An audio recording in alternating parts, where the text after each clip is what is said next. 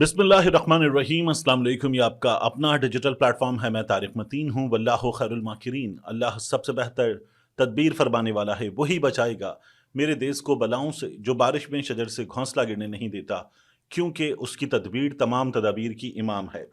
अहम तरीन खबर है, सबसे पहले आफ्ताब इकबाल साहब दुबई में रोक लिए गए थे।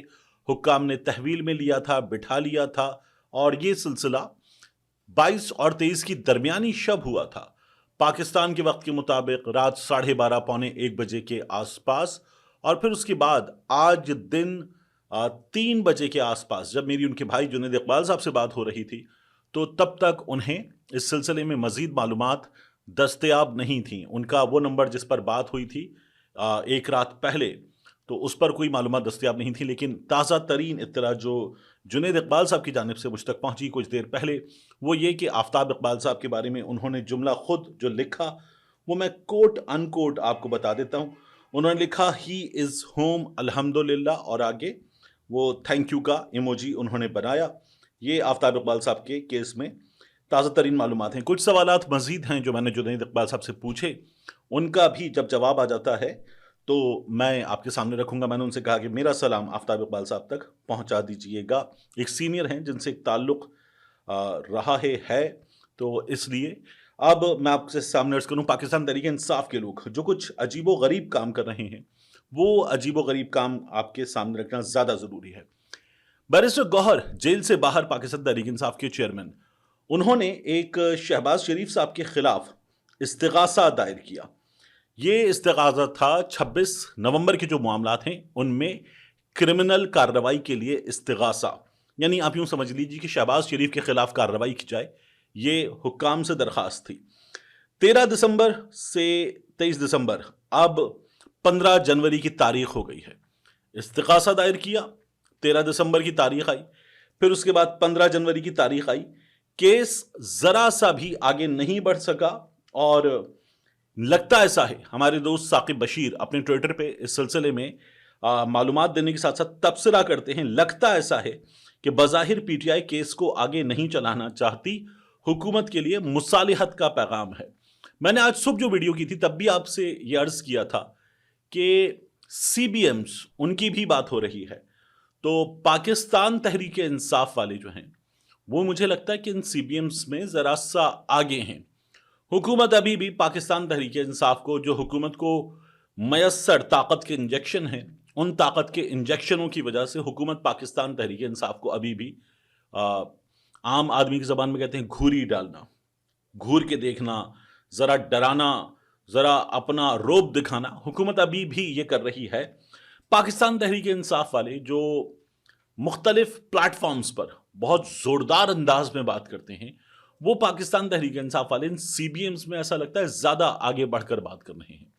लेकिन जिसके घर से कोई चला जाए, फिर वो उस चले जाने वाले के लिए खड़ा होकर बात करता है। जिसके घर में शहादत हो जाए, अम्बात हो जाए, फिर वो आगे बढ़कर, चढ़कर, डटकर बात करता है। वो फिर पीछे हटकर बात नहीं करता, क्योंकि अब उसे उस जाने वाले की नुमाइंदगी करना होती है। तो पाकिस्तान तहरीक इंसाफ वालों को ये नुमाइंदगी करनी है, ये पाकिस्तान तहरीक इंसाफ के कंडक्ट में नजर आना चाहिए। अब ये इस्तिगासा दायर हुआ, तो आप देखिए कि होता क्या है। इस्तिगासा में इब्तिदाई बयान शिकायत कुनिंदा का, कंप्लेनेंट का होता है। 13 दिसंबर के लिए अदालत ने केस रखा, बैरिस्टर गौहर ताखीर से पहुंचे और बयान रिकॉर्ड नहीं हुआ। फिर उसके बाद अब केस कॉल हुआ, बैरिस्टर गौहर मौजूद नहीं थे। अदालत ने अब 15 जनवरी की तारीख रख दी है। छुट्टियां आनी है सर्दियों की, अदालत ने तारीख रख दी है 15 जनवरी की। अब इनसे साकिब बशीर साहब से मिर्जा शहजाद अकबर साहब ने, एसेट रिकवरी यूनिट वाले, उन्होंने सवाल किया, साकिब साहब क्या गौहर खान कसदन मामले को तूल दे रहे हैं? अपने लोगों के कत्लेआम को कैसे मुआफ कर सकते हैं? यही तो मेरा भी आपसे कहना था अभी, कि जब आपके घर में शहादत हो जाती है, कत्लेआम हो जाता है, तो फिर आप सीबीएम्स को ऐसे साइड पे डाल के फिर आप बात करते हैं ढंग से, क्योंकि अब आप अपने लिए बात नहीं कर रहे, अब आप जो चले गए हैं उनके लवाहिकीन के लिए बात कर रहे हैं। तो ये शहजाद अकबर साहब ने सवाल किया, साकिब बशीर साहब ने जवाब दिया, ये तो मुझे नहीं पता, लेकिन इस्तिगासा दायर होते ही कंप्लेनेंट की कर्सरी स्टेटमेंट होती है گواہوں کے بیانات کے بعد فریق مخالف کو نوٹس کرنے نہ کرنے کا فیصلہ عدالت کرتی ہے۔ یہاں حالت یہ ہے کہ عدالت نے 14 دسمبر کی تاریخ رکھی، کمپلیننٹ عدالت پہنچ ہی نہیں سکا، پھر 23 دسمبر کی تاریخ رکھی، نہیں پہنچ سکا۔ عدالت نے کمپلیننٹ کے رویے کو دیکھ کر 15 جنوری کی تاریخ رکھ دی ہے۔ باقی نتیجہ آپ بہتر اخذ کر سکتے ہیں۔ یہ پاکستان تحریک انصاف والوں کا حال ہے۔ دوسری جانب جو انیس ستی ہے اس کا خاندان، انہوں نے کہا کہ ہماری ایف آئی آر کاٹیے۔ شہباز شریف، محسن نقوی، عطا تارڑ، آئی جی اسلام آباد، ان کے خلاف ہماری ایف آئی آر کاٹیے۔ ایف آئی آر نہیں کاٹی گئی۔ پھر اس کے بعد یہ عدالت گئے 22A کے لیے۔ اب خبر یہ آ رہی ہے کہ وہ لوگ جو اٹھا لیے گئے ہیں، کہا یہ جا رہا ہے کہ ہم نے 22A کی درخواست نہیں دی۔ اس ملک میں گزشتہ کچھ عرصے میں کام ہوا ہے، اور یہ کام مطلب میں یہ کہوں کسی ایجنسی نے کیا، یہ کام پولیس نے کیا، یہ کام حکومت نے کیا، یہ کام عدالت نے کیا، تو سب سے بڑا ظلم تو عدالت کرتی ہے۔ یعنی جو ظالم ہے اس کا کام تو ظلم کرنا ہے، مگر ظالم کا ہاتھ روکنا، انصاف کرنا، یہ عدالت کی ذمہ داری ہے۔ یہ ذمہ داری ہے وہ جو اللہ رب العزت نے اپنے ہاتھ میں لی ہے، اور اگر عدالت یہ کام کر رہی ہے تو اللہ رب العزت نے جو ذمہ داری اپنے ہاتھ میں لی ہے وہ بندے کو تفویض کی گئی ہے، اور بندہ وہ ذمہ داری انجام دے رہا ہے۔ تو پھر اس ذمہ داری کو انجام دینا ہے عدالت کو۔ عدالت نے، آپ دیکھیے کہ یہاں پر بھی یہ ابھی تک عجیب و غریب معاملہ ہے ہمارے سامنے۔ درخواست نہیں ہوئی، 2 نوجوان اٹھا لیے گئے۔ یہ انیس ستی کے کیس میں ہوا۔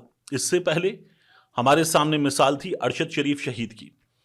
ارشد شریف شہید ہوئے، ان کی درخواست نہیں ہو رہی تھی، ان کی والدہ نے چکر لگائے، ان کے خاندان نے چکر لگائے، ان کی ٹیم نے چکر لگائے، اور بالآخر پولیس کی مدعیت میں درخواست ہوئی۔ یہ تب ہوتا ہے جب مدعی نہیں ہوتا، لواحقین نہیں ہوتے، لاش لاوارث ہوتی ہے، تب ہوتا ہے۔ میرے منہ میں خاک جو میں بات کروں۔ لیکن آپ دیکھیے یہاں پر عمران خان کو گولی کا نشانہ بنایا گیا، گولیاں لگیں، جان لینے کی کوشش کی گئی۔ زبیر نیازی، دیگر لوگ تھانے میں بیٹھ گئے وزیر آباد میں، لیکن پھر اس کے بعد پولیس نے ایف آئی آر نہیں کاٹی کہ عمران خان صاحب جو ہیں وہ فوجی افسران کے خلاف ایف آئی آر کٹوانا چاہتے ہیں، نہیں کاٹی جا سکتی، تو ایف آئی آر نہیں کاٹی گئی۔ ریاست اڑ گئی، ایف آئی آر نہیں کاٹی گئی، اور پھر پولیس کی مدعیت میں ایف آئی آر کٹی۔ یہ ظلم اس وقت بھی ہوا، اور اب بھی ہمیں ایسا ہی نظر آ رہا ہے کہ پولیس منع کرے۔ پولیس والا کون ہوتا ہے کہ شہباز شریف کے خلاف ایف آئی آر نہیں ہوگی، یا فلاں فوجی افسر کے خلاف ایف آئی آر نہیں ہوگی؟ پولیس کا کام ہے کہ یہ جو ایف آئی آر ہو رہی ہے، قتل کی ایف آئی آر ہے، اقدام قتل کی ایف آئی آر ہے، تو ایف آئی آر کاٹیے۔ ایف آئی آر نہیں ہوتی، ہم پولیس کو کیا روئیں؟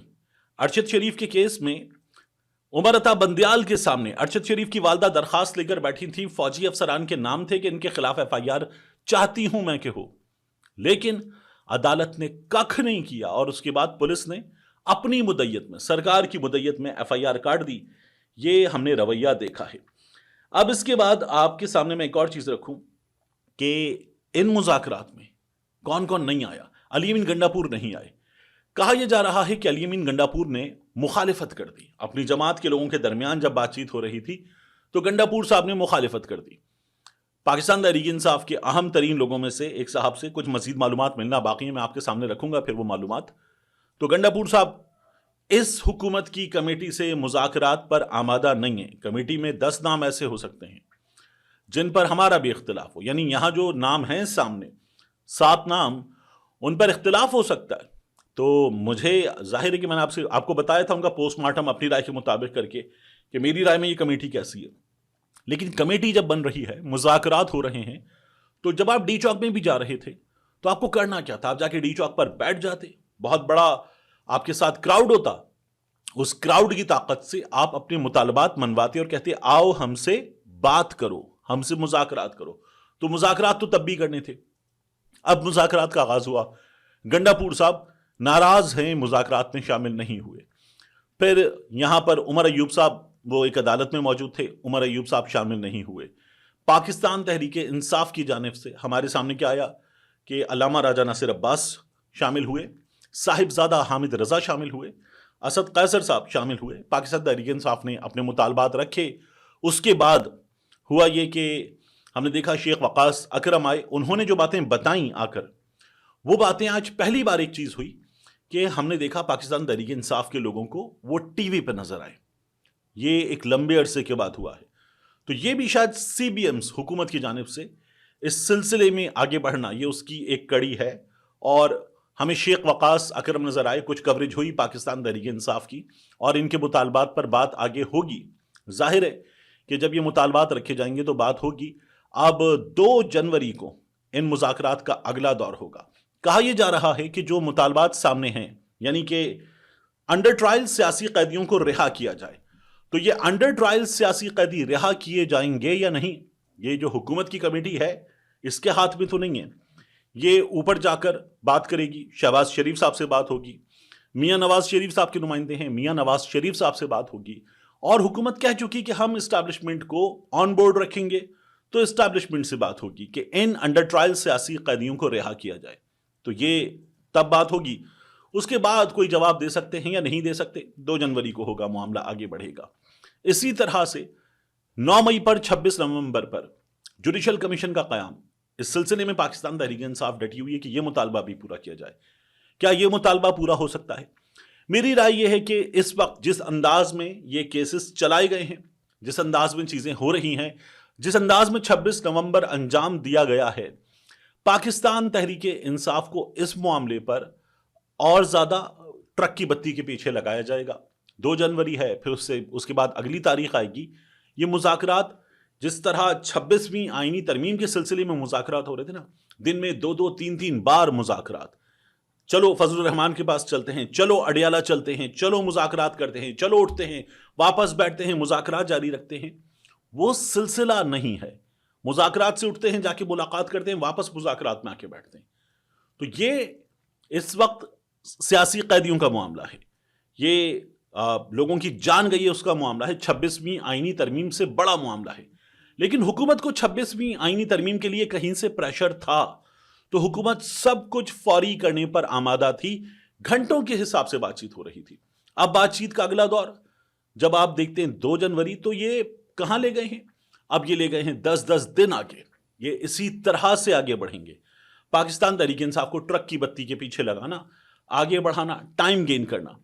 اب اس دوران ہمارے سامنے آ جائے گا اگلا 8 فروری, سال پورا ہوتا ہوا, عمران خان صاحب جیل سے, جو کہا جا رہا تھا دسمبر میں باہر آئیں گے. میں نے آپ سے عرض کیا تھا آ سکتے, آنے کو تو عمران خان 2 دن میں جیل سے باہر آ سکتے, لیکن I don't see a chance کہ یہ لوگ اس طرح سے آمادہ ہوں گے, کیونکہ عمران خان صاحب نے جیل میں بیٹھ کر جو سیاست کی ہے وہ پاکستان میں کسی نے کی ہی نہیں. عمران خان کا یہاں آرٹیکل چھپ رہا ہے, عمران خان کا وہاں آرٹیکل چھپ رہا ہے, عمران خان کا ٹویٹر مسلسل بول رہا ہے. مریم نواز شریف کا ٹویٹر تو جیل سے باہر آنے کے بعد بھی چپ تھا, اور عمران خان کا سوشل میڈیا, عمران خان کا آرٹیکل, عمران خان کا وکیل, عمران خان کی جماعت کے لوگ مسلسل بات کر رہے ہیں, عمران خان کا خاندان, عمران خان کی اہلیہ, یہ سب بول رہے ہیں. تو یہ سیاست پاکستان میں کسی نے کی نہیں ہے. سامنے ظاہر ہے کہ عمران خان کے سامنے جو اصل فریق ہے وہ طاقتور فریق ہے, وہ شہباز شریف تو نہیں ہے, وہ نواز شریف تو نہیں ہے. تو عمران خان نے ایک مختلف سیاست کی ہے. اس سیاست میں آج اسی لیے ہو رہا ہے کہ امریکہ سے فری عمران خان کی صدا آ رہی ہے, برطانیہ سے جیریمی کاربن کہہ رہے ہیں کہ عمران خان کو جس حال میں رکھا گیا ہے, پاکستان میں انڈر ٹرائل سیاسی قیدیوں کو جس حال میں رکھا گیا ہے, یہ اس جماعت کے سپورٹرز کو اشتعال دلانے والی بات ہے. یہ خوفناک معاملہ ہے, اس سے جان چھوٹنی چاہیے. یہ سب مطالبہ کر رہے ہیں, لیکن حکومت ان مطالبات کو اگر پورا کر دے گی تو پھر حکومت کہاں کھڑی ہوگی. یا آپ دیکھ سکتے ہیں جیریمی کاربن نے کہا کہ میں عمران خان کی جاری حراست پر گہری تشویش کا اظہار کرتا ہوں. ان کے ساتھ شرمناک سلوک پاکستانی عوام کے جمہوری حقوق کی توہین ہے. ہر جگہ تمام سیاسی قیدیوں کی رہائی کے لیے آواز بلند کرتے رہنا ہوگا.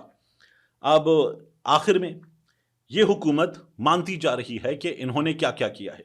26 نومبر انہوں نے مانا, سینیٹر عفنان اللہ انہوں نے مانا کہ ہم یہ جو الیکشن ہے 8 فروری کا, یہ الیکشن نہیں جیتے.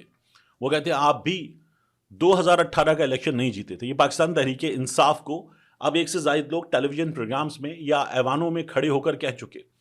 تو سوال یہ کہ 2018 کے الیکشن پر مسلم لیگ نون کتنی عدالتوں میں گئی, کتنے مسلم لیگ نون نے اداروں کا دروازہ کھٹکھٹایا, مسلم لیگ نون نے کتنے حلقوں کی الیکشن کمیشن آف پاکستان میں جا کر درخواستیں دی کہ ہمارا مینڈیٹ چوری ہوا ہے. مسلم لیگ نون نے سڑکوں پر آ کر اس سلسلے میں کہ ہمارا مینڈیٹ تھا، چوری ہوا ہے، کیا کیا؟ مسلم لیگ نون کہیں اس طرح سے، جس طرح سے وہ کہتی ہے کہ آر ٹی ایس بیٹھا تھا، کہیں بھی کھڑی ہوئی نظر نہیں ہے۔ 1 سے 2 سیٹیں، 2 سے 3 سیٹیں اسٹیبلشمنٹ کے اپنے لوگ، مرحوم کراچی سے جیتنے والے عامر لیاقت صاحب، اس کے بعد کچھ اور لوگ، ان کو جتوایا جا سکتا ہے، یہ تو ہوا ہوگا، کچھ پاکستان تحریک انصاف کے 2-4 لوگوں کو جتوا دیا گیا ہو، مگر 2018 کے الیکشن میں بھی نقصان اصل میں پہنچایا گیا تھا پاکستان تحریک انصاف کو، تاکہ پاکستان تحریک انصاف کے پاس سمپل میجورٹی نہ ہوتی تو عمران خان کی حکومت نہ جاتی۔ اب بھی اسی طرح سے یہ جو حکومت بنائی گئی ہے، یہ بالکل ایسے رکھا گیا کہ یہ حکومت جب چاہیں کارپیٹ کھینچے، دھڑام سے گرے، معاملہ ختم، اللہ اللہ خیر صلی اللہ کرتے ان کے ساتھ۔ تو اس لیے مسلم لیگ نون یہ مان رہی ہے کہ ہم الیکشن جیتے نہیں تھے، مگر اس پہ پھر رونا یہ کہ آپ بھی الیکشن ہارے تھے، اب آپ یہ مان لیں۔ تیمور سلیم جھگڑا صاحب کہتے ہیں ایک اور انکشاف، 17 سیٹوں کی حقیقت کا سامنا نہ کر سکے تو غصے میں نون لیگ کے سینیٹر افنان مان گئے کہ تحریک انصاف 2024 کا الیکشن جیتی ہے، کروا دیں دونوں 2018-2024 کے الیکشنز کی تحقیقات۔ بالکل ٹھیک بات ہے، 2018 کے الیکشنز کی بھی تحقیقات کروا دیں، 2024 کے الیکشنز کی بھی تحقیقات کروا دیں، ایک ایک حلقہ کھول دیں اور صاف شفاف کر دیں ہمارے سامنے۔ اور ساتھ میں 2018 کے الیکشن جس نے چوری کی تھے حکومت میں ہیں، وہ جنرل باجوہ ہو، جنرل فیض حمید ہو، اسٹیبلشمنٹ کے کردار ہوں، اس وقت کا الیکشن کمیشن ہو، پاکستان تحریک انصاف کے لوگ ہوں، سزائیں دیں ان کو، ان کے انجام تک پہنچائیں۔ اور 2024 کا الیکشن جس نے اس کو چوری کرنے میں کردار ادا کیا ہے، اسٹیبلشمنٹ کے لوگ ہیں، سکندر سلطان راجہ ہے، سیاسی لوگ ہیں، ان کو ان کے کیے کی سزا دیں، ان کے انجام تک پہنچائیں۔ یہ ہوتا ہے آزاد جمہوری ریاستوں میں، وگرنہ یہ جو باتیں ہیں یہ محض باتیں ہیں۔ یہ لوگ تو باقاعدہ طور پر الیکشن چوری کرنے کے بعد ریٹائرڈ ججز کو لا کر خود بیٹھ گئے کہ ٹرائیبیونل بھی ہمارا ہوگا۔